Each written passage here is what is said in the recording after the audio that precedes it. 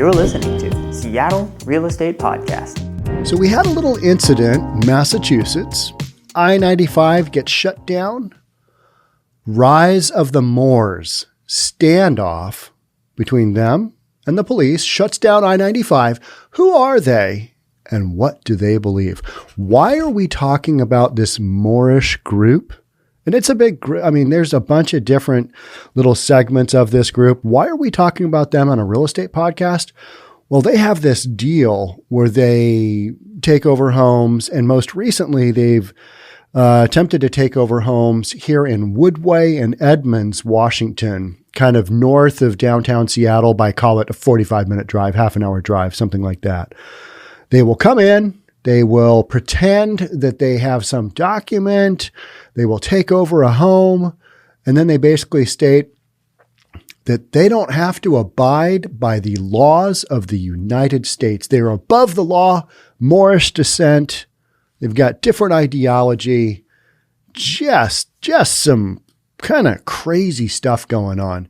That's what we're talking about today here on the Seattle Real Estate Podcast. If you are new, my name is Sean Reynolds. Welcome. I own a couple of real estate companies and I read the news. And this is one of those storylines where a lot of people are like, yeah, the Moors, we got to cover that. It's like, okay, let's do it. Police arrested members of a Rhode Island-based militia after a lengthy standoff. The suspects are part of a group that believes they are not bound by U.S. law. What law are they bound by? I remember the podcast I did, I think it was maybe like a year ago, something like that. I think it was the beginning of the pandemic. And one of their things was that their group had laid claim to everything west of, it's basically all, half the world. Well, that's, we own this. We've owned this.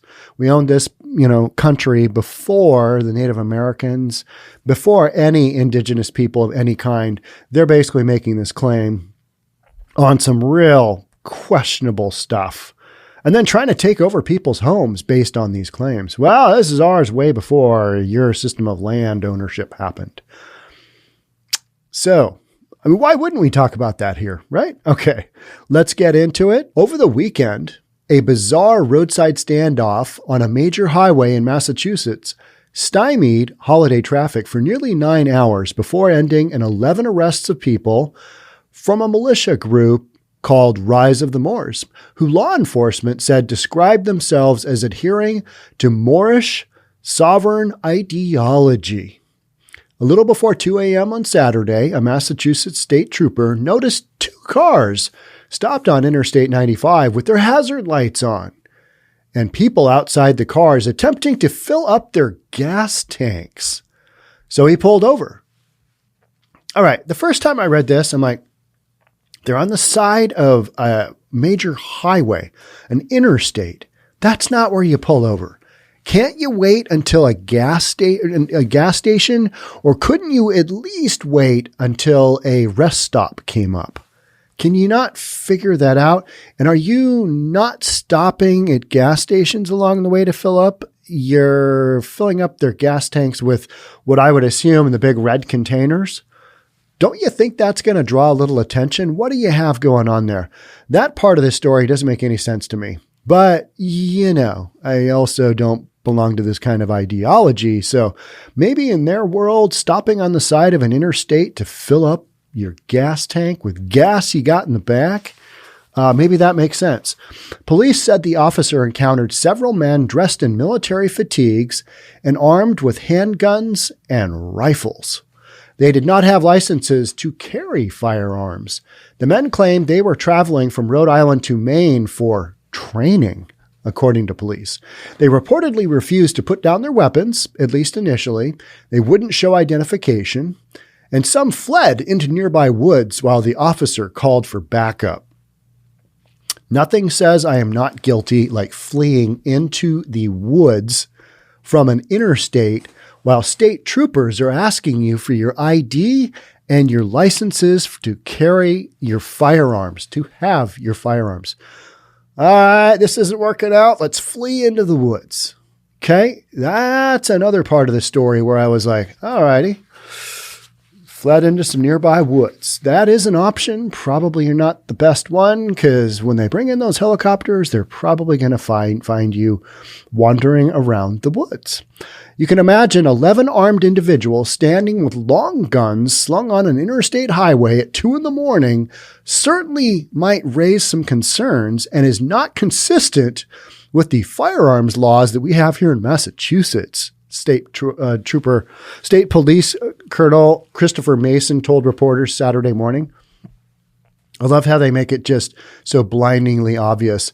This isn't really consistent with our firearm laws that we have on the books here in Massachusetts. In other words, this is illegal. What you got going on here, guys? Not okay. Not okay any way, shape, or form. All right, so in the pre-dawn hours, a standoff unfolded, causing police to close traffic on the 6-lane interstate in both directions. What a nightmare. That must have been horrible. I mean, how bad did that bad boy back up?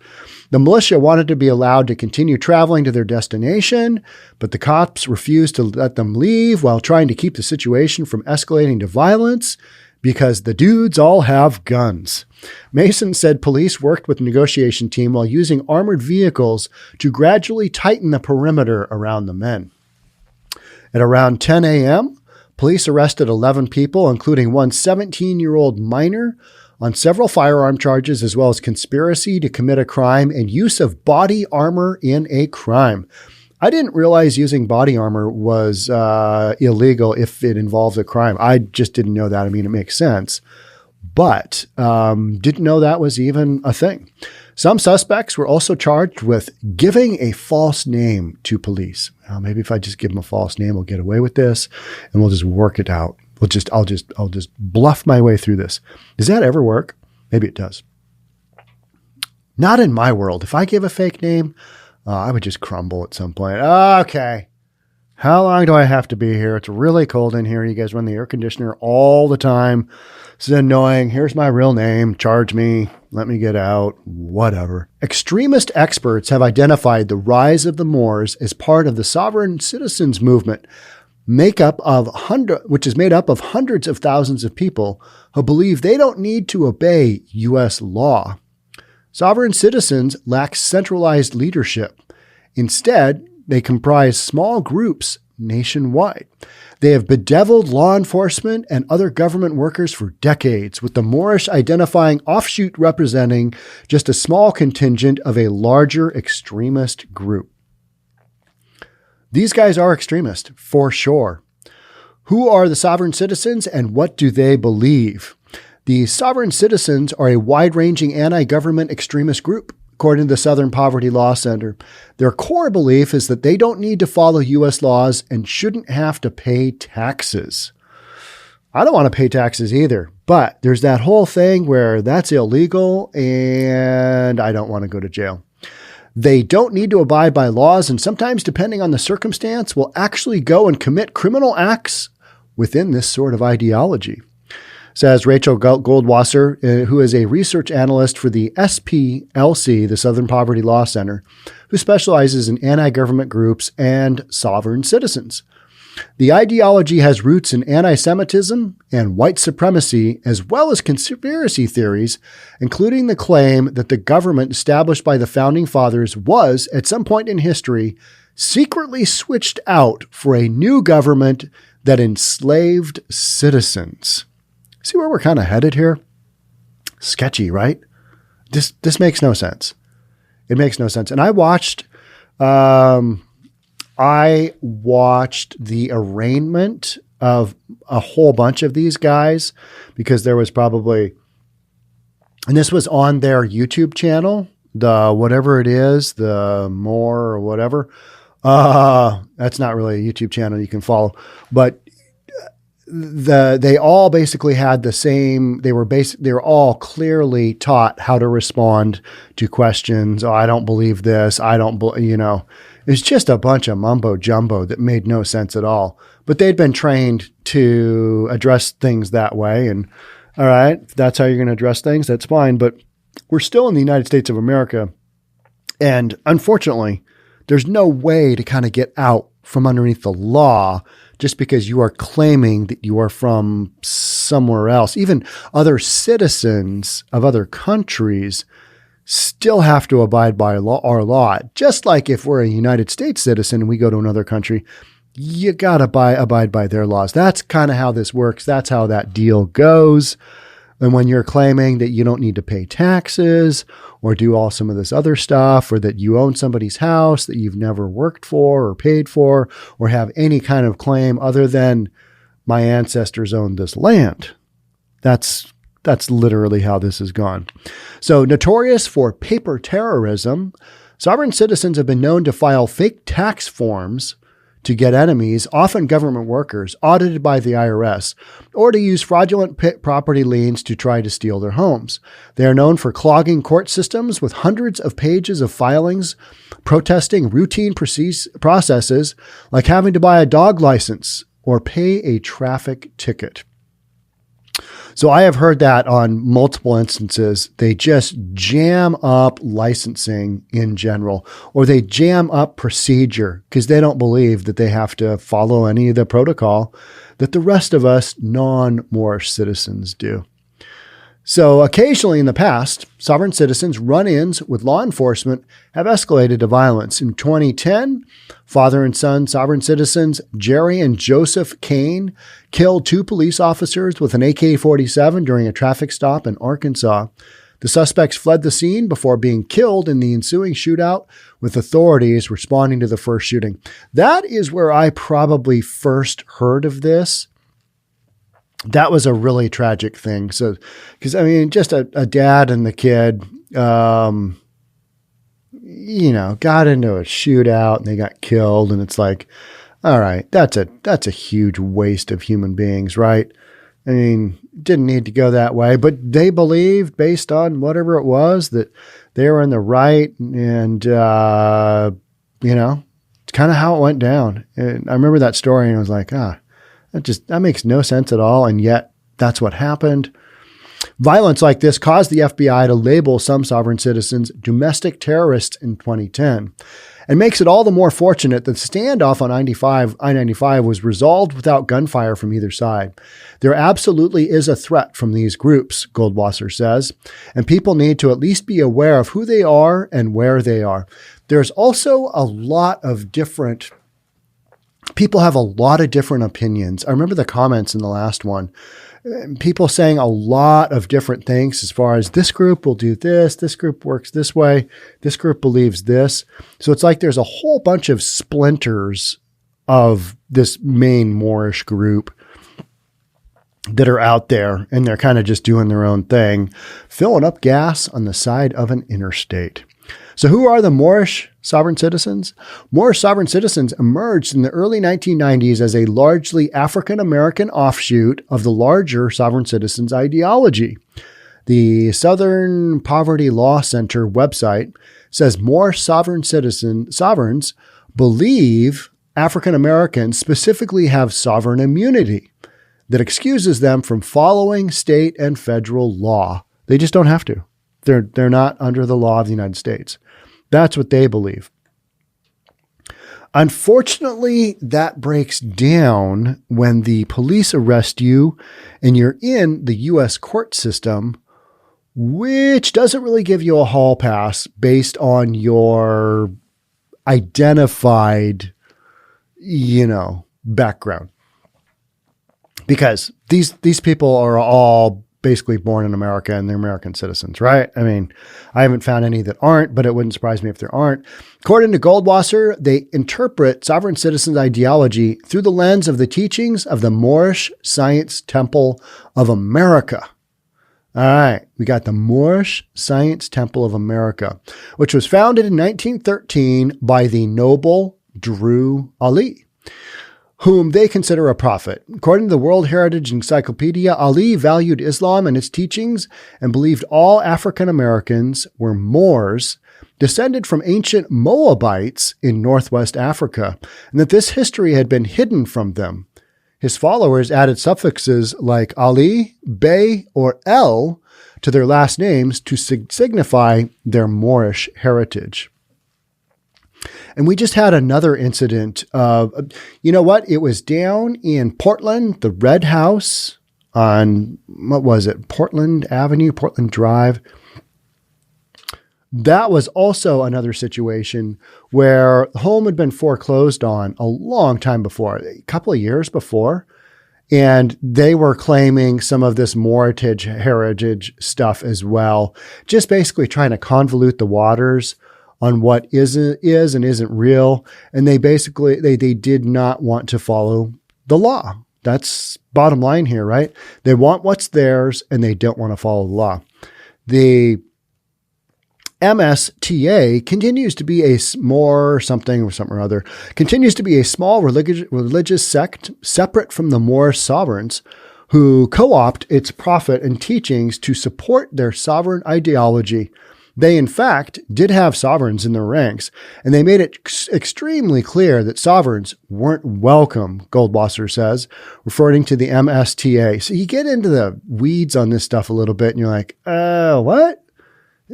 Okay, I get the general picture here. You don't want to follow the law. I worry that people aren't able to differentiate that there's Moors, members of the religious sect, who are for the most part very peaceful, law-abiding citizens, and Moorish sovereigns, who are sometimes peaceful, but not nearly as law-abiding. Peaceful, yet don't follow the law. And that's a nice way of saying not peaceful, right? These storylines. Another group of Moorish sovereign citizens were in the news last week as well, after TikTok user @RegBlackGirl documented a group's attempt to commandeer her home. They sent her, we got fake legal documents. And she said they claimed the house she'd purchased was the ancestral home of someone affiliated with Moorish sovereign citizens. And while she was away, they reportedly broke in and changed the locks. That's the major storyline that you will hear in the media and why you will hear about these Moorish groups and their, the way that they run their political ideology is they try and take over people's homes. That has happened. And I get a lot of email. When I run this, I'll get a lot of email on, they did this and they did this. This is kind of the biggest event that's happened recently that I know of anyway. So who was the specific group at the standoff? Who did we have on I-95 shutting it down on a holiday weekend? Rise of the Moors is one group of Moorish sovereigns based in Rhode Island. Goldwasser has had this specific faction on her radar since they sued the Providence Police Department in 2019 for interrupting a lecture. We do not accept your laws. Plus, we're in a lecture. You interrupted us. We must sue you. On the Rise of the Moors website, however, the group claims not to be a sovereign citizens group. Rise of the Moors did not immediately respond to a request for comment. A video on the group's YouTube page appears to have live streamed the encounter on I-95. We are not anti-government, a man dressed in military attire says, gesturing to what appears to be a Moroccan flag. Our nation, which our flag is right here, has a treaty with your government, he later adds. We are not anti-police, we are not sovereign citizens, and we are not black identity extremists. At an arraignment on Tuesday, one suspect described the Rise of the Moors as a well-regulated militia. Okay, so what is said militia going to do? What's the end goal here? All right. So they might be a militia. They might not be a militia. We don't really know. According to Goldwasser, a group's cumulative behavior and rhetoric matters more than its claims. Many sovereign citizens claim that they're not sovereign citizens, but that is a blanket term that is used for people who have decided they are no longer going to be citizens of the United States and are instead going to become part of a sovereign body. She says, what matters is that they are in the U.S. and are in fact citizens, and you cannot renounce your citizenship in a way that gives you the right to stop following U.S. law. So there's that, right? Every time you see one of these groups, you kind of dig into it a little bit and you're like, okay, those guys are just making stuff up as they go. that fits whatever ideology they've got going on. And, maybe there's some top-down stuff happening. But so this group was a militia, and they were going to go do some training. And I watched a handful of videos on this, and they look like they're just some military group. And then when you talk to them, they sound like they're, just some right-wing wackos. That's kind of what they sound like. And yet, on the far right, not just slightly right of center. Yeah. And when you get into the whole real estate thing, when that starts to go down, that's when you're like, okay, we are not playing with the full deck of cards here because none of that really matters. There was a video for the Red House down in Portland explaining why they were not subject to the foreclosure laws. And it was the most convoluted set of logic ever. And that's basically what they do is they run around trying to take people's homes. They do a little training every now and then, maybe a little fighting, maybe a skirmish here, a skirmish there. But it's just some people wanting to do whatever they want to do and not follow the law based on an ideology that kind of loosely exists, but doesn't have any real backbone in place for it. It's just kind of like, you're doing what? What is going on? How does that make how does that help anything? Well, they believe that they aren't part of the U.S. So they kind of act accordingly. Imagine being the cop that rolls up on them at 2 a.m. or whatever time it was. So you guys are filling up your gas tank on the side of the road. You got a lot of guns. Nobody wants to identify themselves. At what point there do you think to yourself, yeah, this might not work out. This might not work out for our group. So our best call here, flee into the woods. Flee. We'll get away because, that always works, right? Just crazy stuff. Crazy. We're on a crazy train, people. Going off the rails of this crazy train. Yeah. And then when you start to look at how many times they're trying to hit people with homes, it must be a numbers game because you see this story pop up. And that's why I've kind of put the story out there is that from a real estate perspective, they don't have a claim to your home at all. They just make you think you do. And then they tie it up and they try and tie it up with legal action, with quick claim deeds and all kinds of other stuff to make you think, oh, wow, maybe they do. Maybe I should just leave them my house. I don't know of a single home that they've taken over permanently. Maybe I haven't dug far enough there to see that in action.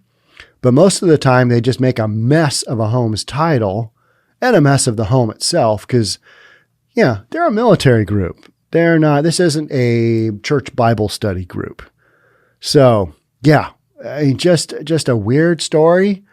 But in 2021, it's kind of normal, right? And we've just got some factions of people running around. That house you're living in, my people had it way before yours. Get out. I'm taking it over.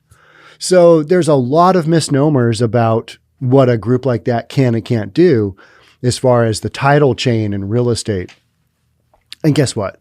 They really don't have a leg to stand on, but they're going to make you believe that unless you do what they say they're going to do, that you're going to lose your house, and you're not going to lose your house. They don't have a claim to it. They don't have a legal claim to it. They're just making stuff up as they go along.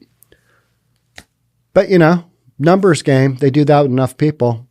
Probably works. I don't know of anybody, but yeah, that's kind of just where we are. So that's a quick lowdown on the group that caused all that commotion last weekend. The rise of the Moors. And just remember, Moorish, sovereign, nation, and that this one was a Rhode Island based militia. They do some training.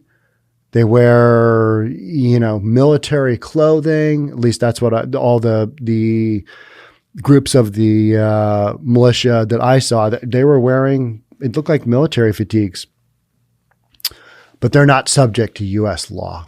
So there's that. So yeah, that's it for this one. Just kind of who they were, what they did, what they're doing. And if you have anybody come up to your house, bang on the front door and claim that their people were there long before yours, or long before you made your legal claim to your home, don't let them in. That is the bottom line. Just say no. All right. That's it for me on this one. Thanks so much for being here. Thanks so much for being part of the Seattle Real Estate Podcast. I'm going to go record another one. We've got a couple of hot topics coming on here. Thanks so much again for being here and being part. I'll catch up with you soon. Until then, stay safe. We'll see you then. Bye for now.